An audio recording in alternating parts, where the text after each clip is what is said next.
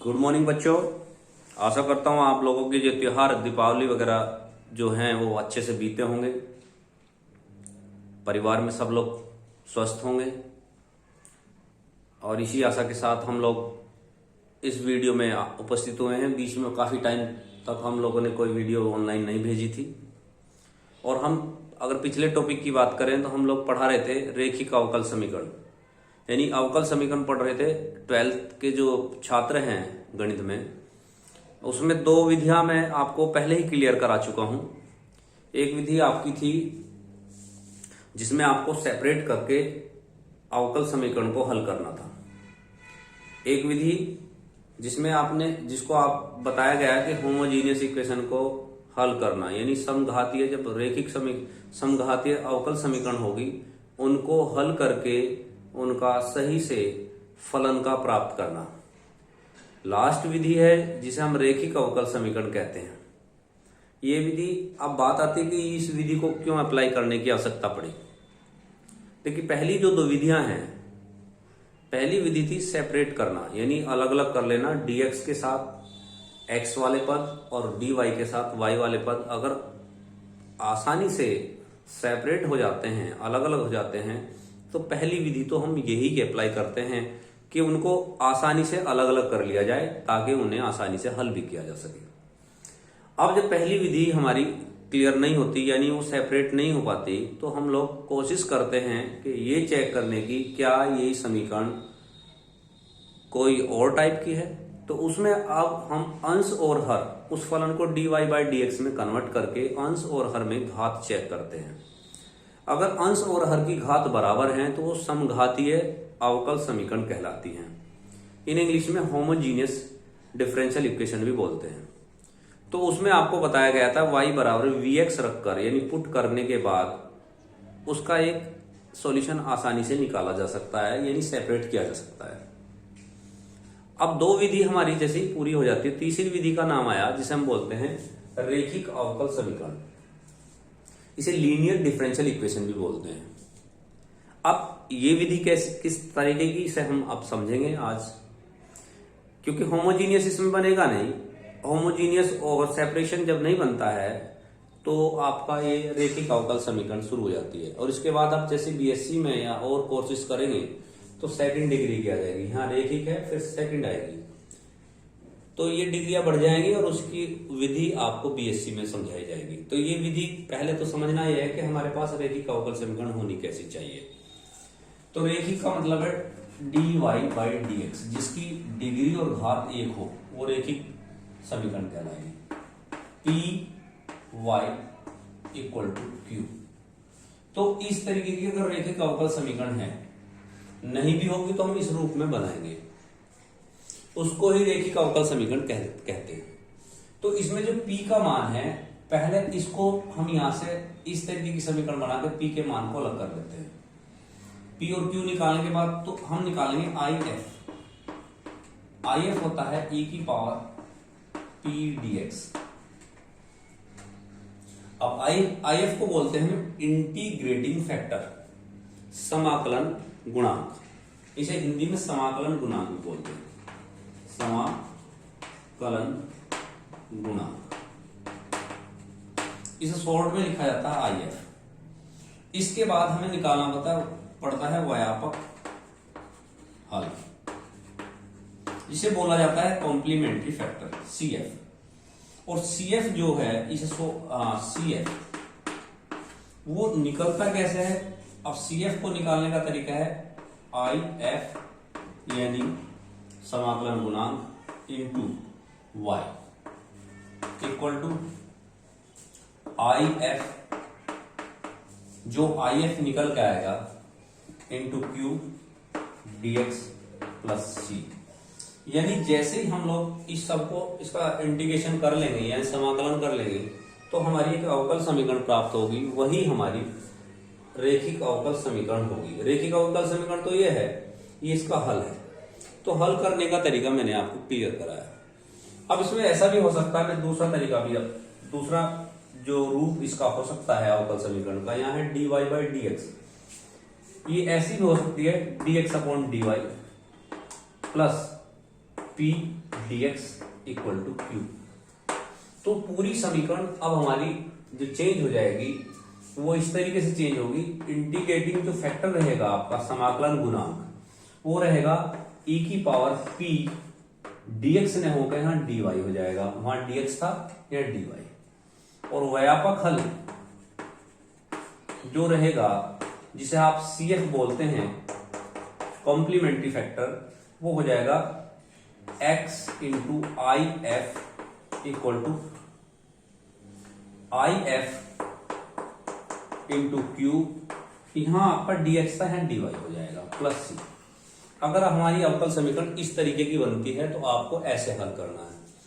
अब जब आपको इसकी प्रक्रिया समझ में आ जाती है तो इस पे एक तो सवाल जो हमारे बनते हैं वो हल करके देखते हैं। देखिए जो एनसीईआरटी की बुक में बहुत कम प्रश्न दिए हुए हैं, बहुत ही कम, और मैं उससे एक्स्ट्रा क्वेश्चन आपको समझाने का प्रयास कर रहा हूँ, ज्यादा से ज्यादा मतलब उससे लेंथी क्वेश्चन, और वे सारे इसमें ही कवर हो जाएंगे। आप देखिए किस तरीके के सवाल हम लोग इसमें करेंगे। तो एक सवाल है, हमने लिया एक विद्या की बुक है जो पुराने साल चल रही थी, पिछले साल भी यही चली है विद्या की बुक, वो है x dy by dx plus 2y equal to x square log x। जब ये सवाल आपके सामने रहेगा बोर्ड में, भाई बोर्ड के एग्जाम आप लोग देंगे, अभी तो मैंने आपसे बताया है कि रेखिक अवकल समीकरण हम पढ़ रहे हैं, लेकिन बोर्ड में ये सब हमें नहीं पता होगा कि हम पढ़ क्या रहे हैं, हमें तो करना होगा। अभी हम लोग क्या है, हम मेथड क्लियर कर रहे हैं कि अगर इस तरीके के सवाल हैं तो हम इसको किस तरीके से हल कर सकते हैं। हम लोग मेथड क्लियर कर रहे हैं। तो पहले मेथड में हमारा सेपरेशन मैंने बताया था कि पक्षांतर करने पर अवकल समीकरण को हल करना। तो सबसे पहले तो हमारा दिमाग वही काम करेगा, क्या इस अवकल समीकरण का पक्षांतर हो जाता है या नहीं। अगर पक्षांतर नहीं होता है तब हम नेक्स्ट मेथड को दिमाग में रियलाइज करेंगे, और ये विद इन सेकेंड में या 2 या 3 सेकंड में आप लोगों को दिमाग में क्लियर हो जाना चाहिए कि हमारा ये मेथड यहाँ अप्लाई नहीं करेगा। जैसे मान लीजिए यहाँ y है, dy y के साथ इसलिए नहीं आ सकता है, प्लस का साइन है, और dx इसके साथ मल्टीप्लीकेशन में यहाँ आएगा भी तो y के साथ dx आ जाएगा, तो सेपरेट ही नहीं होगा। दूसरी बात, होमोजीनियस इक्वेशन यहाँ नहीं बन पाएगी क्योंकि यहाँ x स्क्वायर है, यहाँ x है, यहाँ y है, यहाँ x है, यहाँ एक घात है, यहाँ 2 घात है, तो ये होमोजीनियस इक्वेशन भी नहीं बन पाएगी। तो सीधी सी बात है, अब हमारे पास एक ही मेथड बचता है जिसे रेखिक अवकल समीकरण बोलते हैं। तो रेखिक अवकल समीकरण का मैंने मेथड बताया था कि पहले उसको रेखिक समीकरण को उसके जनरल रूप में कन्वर्ट करेंगे, 2/x y को अकेला छोड़ा जाएगा, x से मैं डिवाइड कर रहा हूं पूरी समीकरण को, x log x हो गया। तो ये रेखिक अवकल समीकरण तैयार होगी जिसे हम इसका आप जनरल रूप कहेंगे। जो इसका मैंने स्टैंडर्ड आपके सामने जो इसका वो रखा था जनरल रूप, वो ये बनेगा। तो उसके आधार पर p क्या बनता है, यहाँ देखिए p है आपका 2/x तथा q है x log x, ये q बन जाता है। अब सबसे पहले आप p से आप निकालेंगे इंटीग्रेटिंग फैक्टर यानी समाकलन गुणांक, समाकलन गुणांक ये होगा आपका, जिसे IF बोलते हैं शॉर्ट में, e की पावर p मीन्स 2/x, 2 को मैं यहां ले लेता हूं, 1/x dx, 2 e की पावर x 2 log x, या हम इसे आगे करके ऐसे लिख सकते हैं e की पावर log x स्क्वायर। तो log का एक नियम है कि e की पावर log हो तो ये घट जाता है, x स्क्वायर ही हमारा बचेगा, क्योंकि log e बेस पे होता है, और ये यहाँ e यहाँ बेस हो गया, इसका बेस भी e होता है, तो दोनों एक दूसरे को निगलेक्ट करके आपका जो रिजल्ट आता है वो आता है x स्क्वायर। अगर इस तरह की कंडीशन आती है e की पावर log, ये खत्म हो जाएगा, सिर्फ फलन बचेगा ये वाला x स्क्वायर। ऐसी कहीं भी समस्या इस तरीके की आए, पहले पावर को यहाँ ले जाए और e log को साथ में रख के इसको हटा के जो चीज यहाँ बनेगी वही आप रख देंगे। यानी एक तरीके से आपने जो प्राप्त कर लिया है वो है IF, वो है x स्क्वायर। अब हमारा नेक्स्ट स्टेप जो होता है जिसे व्यापक हल कहते हैं, वो है जो हमारा कंप्लीट सॉल्यूशन है जिसे व्यापक हल कहा जाएगा, व्यापक हल।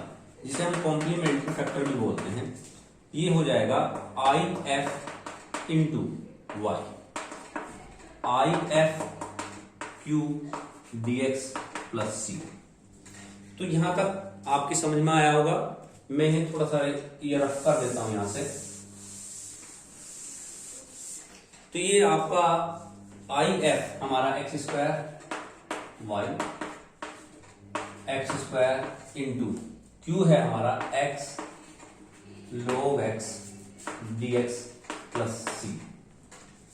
तो अब हम इसको यहां से मैं रफ कर देता हूं, इसका इंटीग्रेशन करेंगे एक्स स्क्वायर वाई एक्स की square Q sorry log x dx plus C. अब इसमें फर्स्ट सेकंड मानेंगे, क्योंकि आपने जब समाकलन पढ़ा होगा तो मैंने एक आपको रूल बताया था जिससे बोलते हैं आइलेट, ILATE आइलेट। तो आई से मेरा मतलब था इनवर्स, एल से लोगरिथम। अब लोग पहले आया तो उसको फर्स्ट फंक्शन माना जाएगा और बाकी ये आइलेट ए एल्जेब्रिक है जो सेकंड माना जाएगा। फर्स्ट और सेकंड मानने का तरीका है क्योंकि लोग का हम डायरेक्ट समाकलन नहीं जानते, तो इसको फर्स्ट मान के हम इसे बचा लेते हैं कि ये इसका पहले डिफरेंशियल हो जाएगा, डिफरेंशियल होकर ये यानी 1/x में कन्वर्ट हो जाएगा। तो इसे हम बचाव करते हैं। तो इसी का एक रूल बनाया कि जब हम फर्स्ट इंटीग्रेटिंग बाई पार्ट्स भी करेंगे तो बाई पार्ट्स के रूल भी ये कहते हैं कि आप फर्स्ट और सेकंड जो माने एक रूल्स के अकॉर्डिंग माने, एक नियम के आधार पे माने, जिससे आइलेट के आधार पे आई आपको बताया गया था LATE। तो ये क्रम है, इस क्रम में जैसे ही वर्ड ये आएंगे आपके फलन, उसी के बेस पर आप जैसे आई इनवर्स, इनवर्स इसमें है नहीं, एल लोगरिथम पहले आ गया, ए एल्जेब्रिक तीसरे नंबर पर आया। तो इसमें लोगरिथम और एल्जेब्रिक दो फलन यहां हमारे पास हैं। तो लोगरिथम पहले नंबर पर है तो पहला एल लोगरिथम है तो फर्स्ट मान लो, और एल्जेब्रिक सेकंड नंबर पर तो सेकंड मान लेते हैं। ये हो जाएगा एक्स स्क्वायर वाई, फर्स्ट हमारा ये है तो log x X cube D x minus D Y by D X log x X square cube D X complete D X plus C. इसको भी मैं यहां से रफ कर देता हूं, आपको समझ आ रहा होगा बच्चों। ये आपका हो गया है X square Y log x, इसका हो गया x की 4/4 log x माइनस यहां log x 1/x हो गया x की 4/4 dx plus C. X square Y equal to X की 4/log x बाई 4 माइनस, इससे ये पावर खत्म हो जाएगी 1/4 भाग x की 3 dx। ये 4 और एक पावर इससे खत्म हुई तो 3 रह गया प्लस सी। एक्स स्क्वायर वाई एक्स की 4 log x अपॉन 4 माइनस ये एक्स की 4/16 प्लस सी, ये बन जाएगा। अब हम क्योंकि एक्स स्क्वायर से इसको सारे को डिवाइड कर सकते हैं, जब एक्स स्क्वायर से डिवाइड करेंगे तो Y X square log x, ठीक है बच्चों। नहीं भी करेंगे तो सी में जो हमारा माइनस एक्स माइनस, अगर एक्स स्क्वायर से मैं डिवाइड भी कर देता हूं तो c माइनस एक्स स्क्वायर आ जाता है। फिलहाल हम लोग ये करते हैं कि 16 से पूरे को मल्टीप्लाई कर दीजिए। 16 से जब मैं मल्टीप्लाई करूंगा तो ये 16 जो एलसीएम में आना है ये हट जाएगा, तो ये हो जाएगा 16 X square Y equal to 16 रखूंगा 4 रह जाएगा 4 X square log x minus 16 X की 4 प्लस 16c। ये कांस्टेंट है तो कांस्टेंट ही रहेगा इस पे मल्टीप्लिकेशन करने के बाद भी, यानी हाँ सारी चीजें कांस्टेंट आती है। अगर 16 से मैं मल्टीप्लाई भी कर देता हूं तो भी आपका c ही रहेगा और यही हमारा आंसर रहेगा। तो इस तरीके के सवाल हम लोग यहां करेंगे, और इससे थोड़ा सा हटके ले लीजिए कोई 1-2 क्वेश्चन ताकि आपकी समझ में और अच्छे से आ जाए।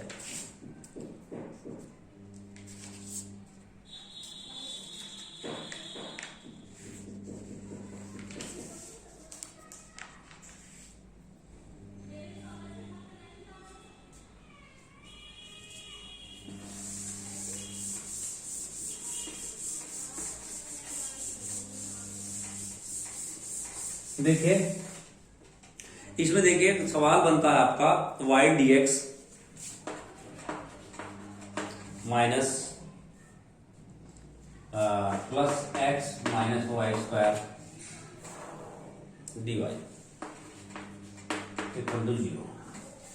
ये मैंने विद्या की बुक से मैंने सवाल लिया है, आपके एनसीईआरटी की बुक में हो मुझे नहीं, थोड़ा सा आप देख लीजिए, क्योंकि हम लोगों को मेथड क्लियर करना हमारा मकसद है, मेथड हमारे अच्छे से क्लियर हो जाए और आपको लगे एनसीईआरटी की बुक से बहुत सारे क्वेश्चन ऐसे जो आपको समझ नहीं आ रहे हैं, वो आप मेरे व्हाट्सएप नंबर पर जो मैं अभी डालूंगा अभी इसके साथ, आप उस पर भी आप भेज सकते हैं और इस डिस्क्रिप्शन बॉक्स में आप क्वेश्चंस भेज सकते हैं। उनको मैं जो भी एक वीडियो होगी उसमें सारे क्वेश्चन आपको एक ही वीडियो में सबको सॉल्यूशन के साथ भेज दूंगा। तो अब आप देखते हैं कि हम इसको जैसा हमारा नी रूल है उसी के आधार पर हम लोग करने की कोशिश करेंगे। बस सेपरेट हो रहा है कि नहीं हो रहा, तो नहीं हो पाया। होमोजेनियस हम कोशिश करते हैं कि होमोजेनियस बन जाए। तो मैंने ये क्या किया, मैंने इसको इधर ले लिया y dx और ये इधर जाके माइनस में हुआ y square minus x dy। ये इधर जाएगा और इसको मैं इधर ले जाना चाह रहा हूं, तो ये एक तरीके से dy बाई dx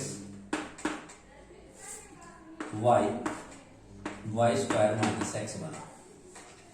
अब क्योंकि फलन जो हमारा बन रहा है ना तो ये होमोजीनियस है और ना ही ये सेपरेट हो सकता, होमोजीनियस भी नहीं है और सेपरेट भी नहीं हो सकता, तो हमारे पास एक ही ऑप्शन बचता है, वो है रैखिक अवकल समीकरण, लीनियर डिफरेंशियल इक्वेशन। तो उसमें ये देखना जरूरी होता है कि क्या ये लीनियर डिफरेंशियल इक्वेशन बन रही है या नहीं, और बन रही है तो dy बाई dx में बन रही है या dx बाई dy में बन रही है। ये हमारे लिए अब एक नया प्रश्न बन जाता है। तो उस प्रश्न का हल कैसे खोजेंगे, देखिए ये dy बाई dx जो कि बिल्कुल करेक्ट रूल है और इसी के बेस पर हमारी बननी भी चाहिए।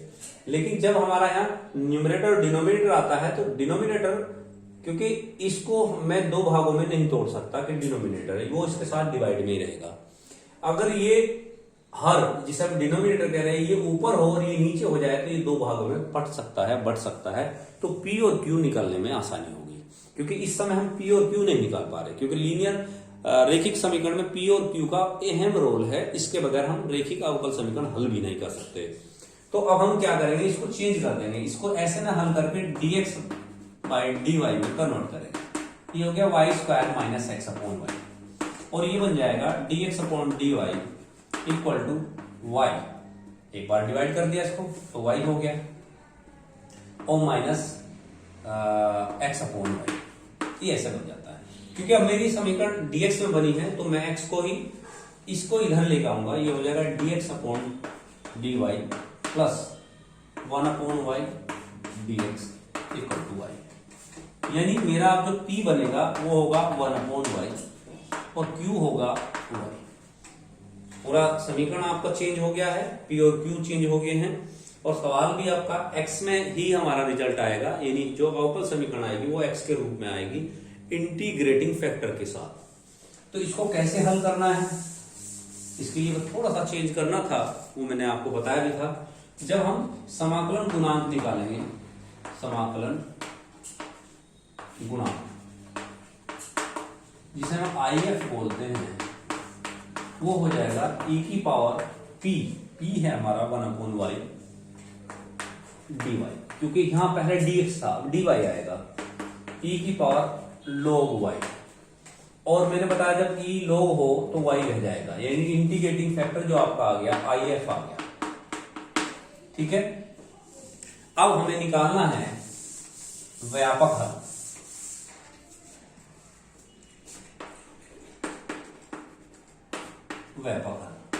व्यापक हल में आपको कॉम्प्लीमेंट्री फैक्टर निकालना होता है जिसे CF बोलते हैं, और वो होता है IF इंटू वाई होना चाहिए, लेकिन हमारी जो समीकरण है dx से dx अपॉन dy है तो यहाँ x होगा इक्वल टू IF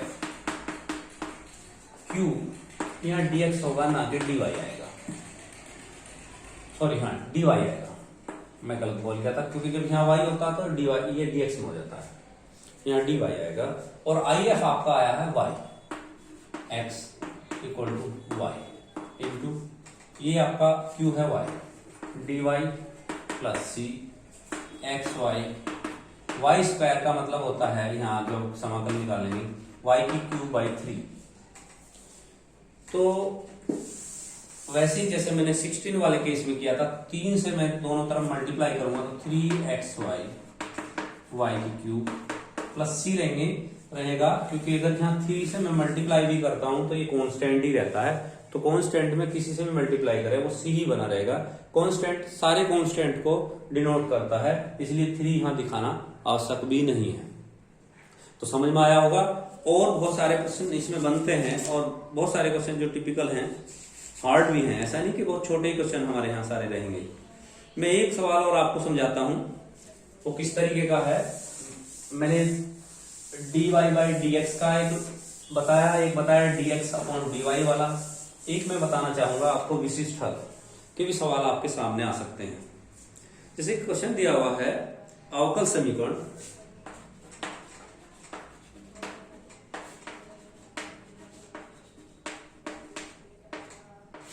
अवकल समीकरण dy बाई dx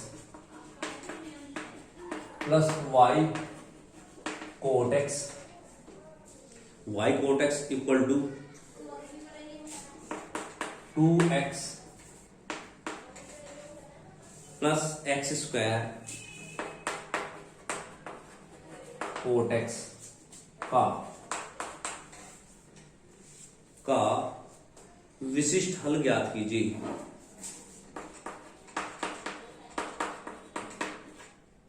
विशिष्ट हल ज्ञात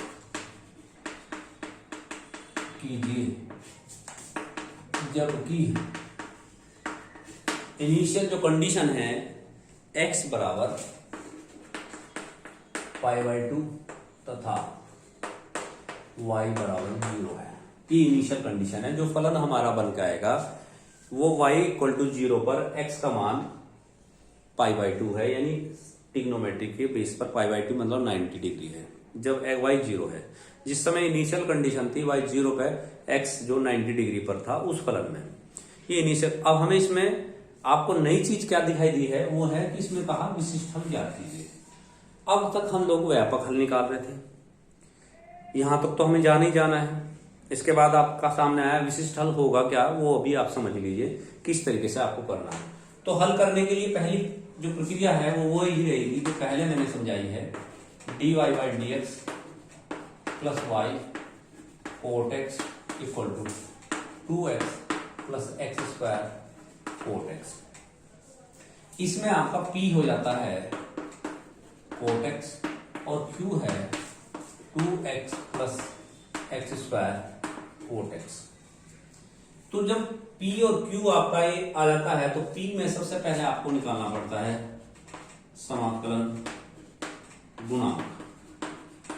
समाकलन गुणांक आपका बनेगा, जिसे इंटीग्रेटिंग फैक्टर बोल रहे हैं आप, e की पावर कोट x dx।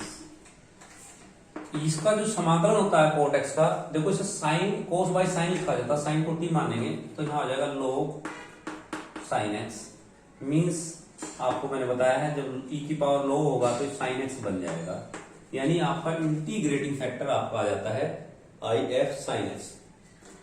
इसके बाद व्यापक हल, जिसे आप कॉम्प्लीमेंट्री फैक्टर बोलते हैं, वो if into Y if into Q dx plus c, यानी कि y sine x equal to यहाँ साइन x, q आपका 2x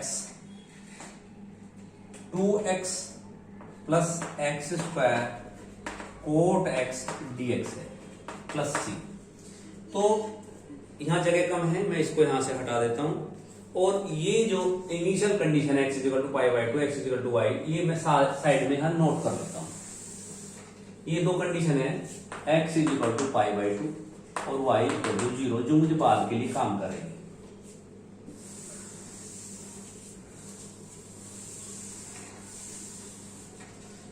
अब जो स्थिति हमारे सामने है वो है y sine x equal to 2x sine x dx plus bracket था ना,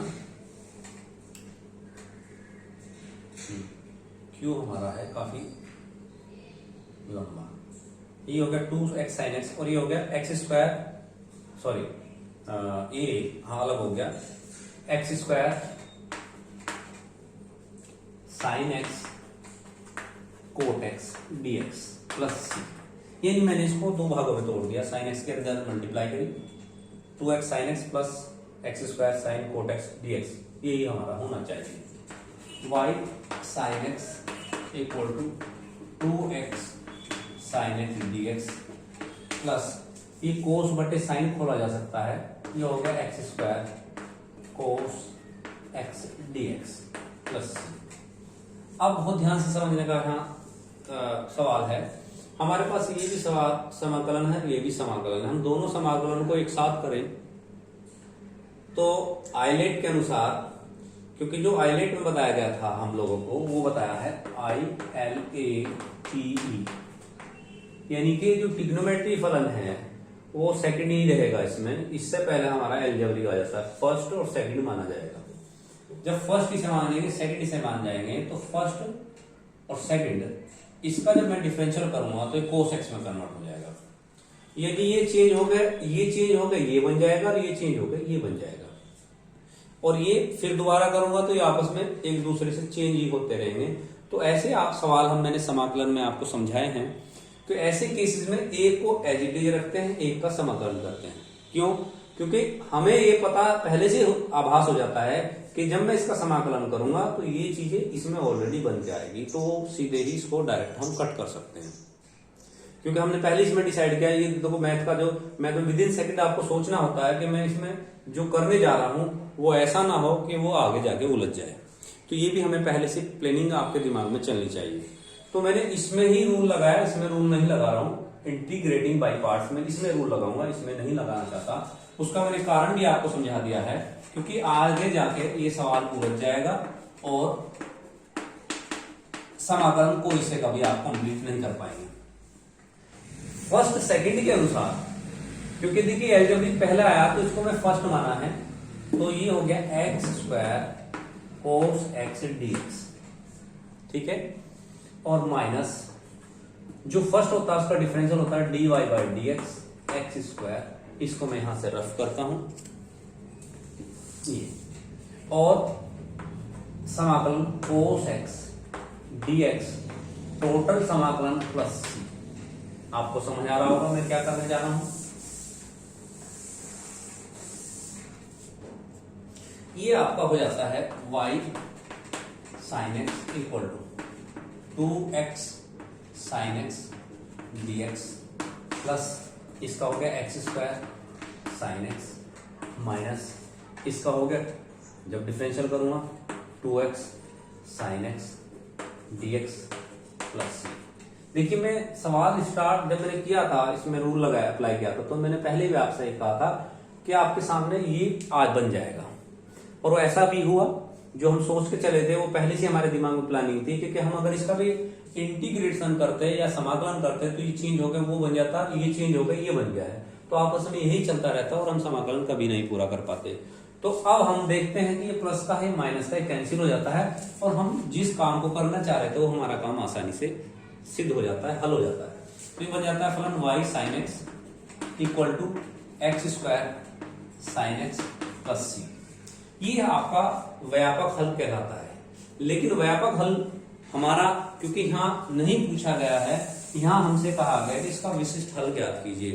विशिष्ट और व्यापक में सिर्फ इतना अंतर होता है कि व्यापक हल हम सी में छोड़ देते हैं कि उसमें कांस्टेंट होता है, उस कांस्टेंट का हमें पता करने की आवश्यकता नहीं समझते कि चलिए छोड़िए सी में ही इसको सवाल को रख दीजिए, ये कांस्टेंट है। लेकिन विशिष्ट हल में इस सी का मान भी हमें निकालना पड़ता है। तो यहाँ कंडीशन दी हुई है, यदि x बराबर π/2 तो y बराबर 0। अब मैं यहां जब y 0 रखूंगा तो ये 0 ही हो गया इधर। x हमारा है π/2 यानी π²/4 कोसाइन π/2 प्लस c, तो 0 π²/4 4 और साइन 90 1 होता है प्लस सी, यानी सी का मान हमारा, सी का जो मान है माइनस की पाई स्क्वायर बाई 4 आ जाता है। और इसी को हम जब रखते हैं तो ये निकलता है आपका विशिष्ट हल, यानी कि विशिष्ट हल में y sine X equal to X square sine X minus pi square by 4 आपका ये विशिष्ट हल निकल जाता है।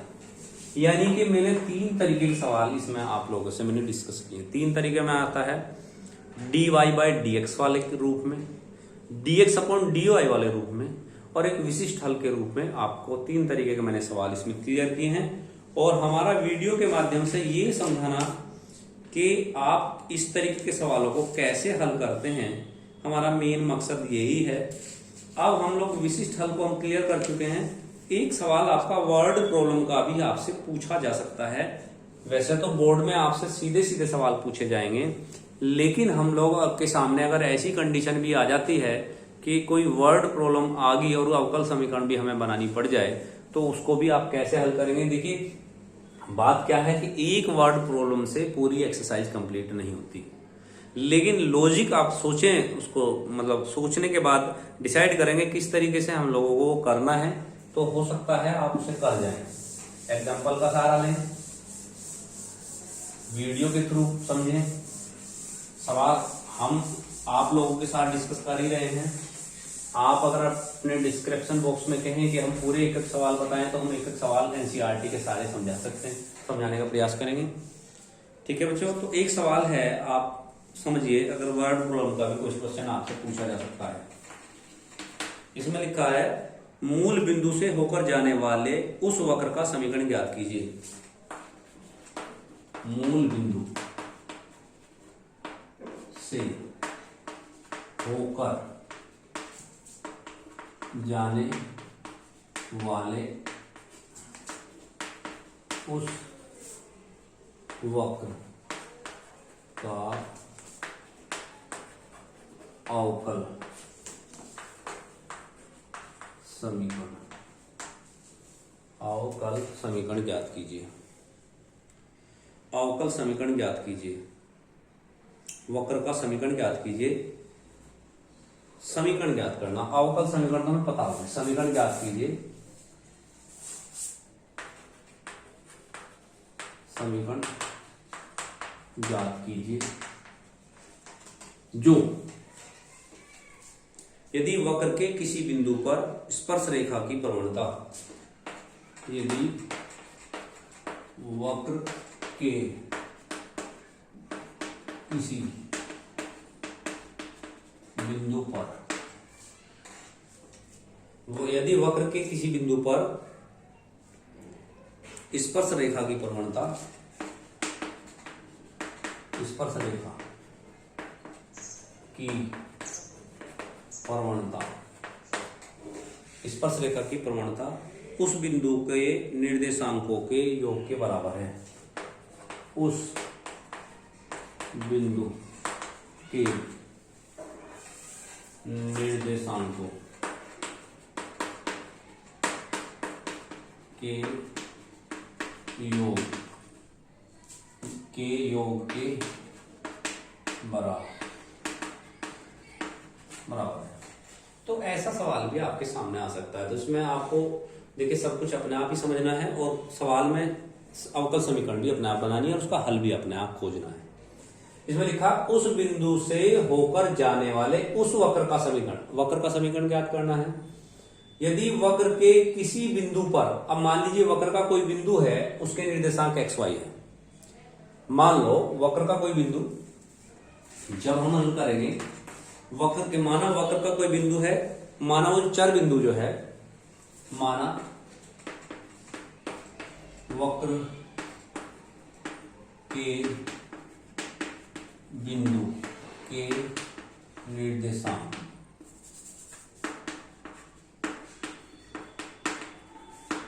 एक्स वाई है। यदि वक्र के किसी बिंदु पर, बिंदु स्पर्श रेखा की प्रवणता, प्रश्न कहता है प्रश्नानुसार स्पर्श रेखा की जो प्रवणता है, मान लो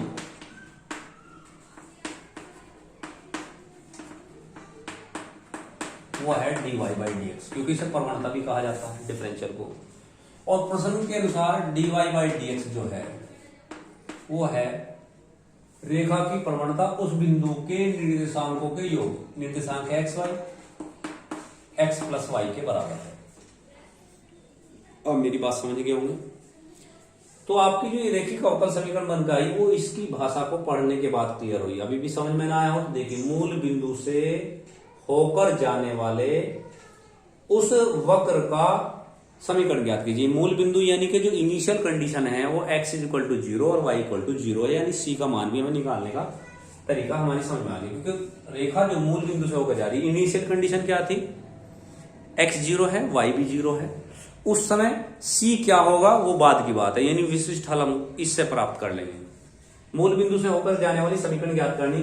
यदि वक्र के किसी बिंदु पर जो वक्र है, जो मान लीजिए ये मान लो एक इस तरीके से वक्र है और हमारी जो रेखा है प्रवणता वो इस तरीके से जा रही है और टच होकर निकल गई यहां से, ओ पी मैंने मान लिया इसको। तो इसके निर्देशांक है एक्स वाई और इसके निर्देशांक है 0 0। इसकी जो प्रवणता है, ये जो बना रही मतलब एंगल बना रही है D Y by D X, वो है इन दोनों के योग के बराबर। इस प्रश्न में दिया और लिख भी दिया है। अब जब हम इसे हल करेंगे तो ये आएगा d Y by D x minus y बराबर एक्स। अब यहां जो आपका p बनता है वो बनता है -1 और q बनता है x। ठीक है बच्चों, तो p अगर हम if निकालते हैं, if में शॉर्ट में लिखूंगा वो है e की पावर -1 dx, यानी कि e की पावर -x। जब मैं CF निकालूंगा यानी कॉम्प्लीमेंट्री फंक्शन, ये व्यापक हल CF IF इंटू जो आया है आपका कॉम्प्लीमेंट्री, यानी IF यानी y इंटू e की power -x equal to x e की power -x x dx plus c।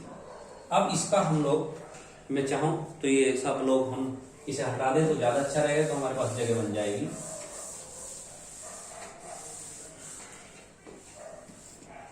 ये आपका हो गया y e की पावर -x इक्वल टू, आइलेट के अनुसार ये फर्स्ट और सेकंड आपका बनना है, ये सेकंड बनाना है, ये फर्स्ट बनेगा, क्योंकि आइलेट में ई जो बोला जाता है एक्सपोनेंशियल वो सबसे लास्ट में आता है, सेकंड होगा।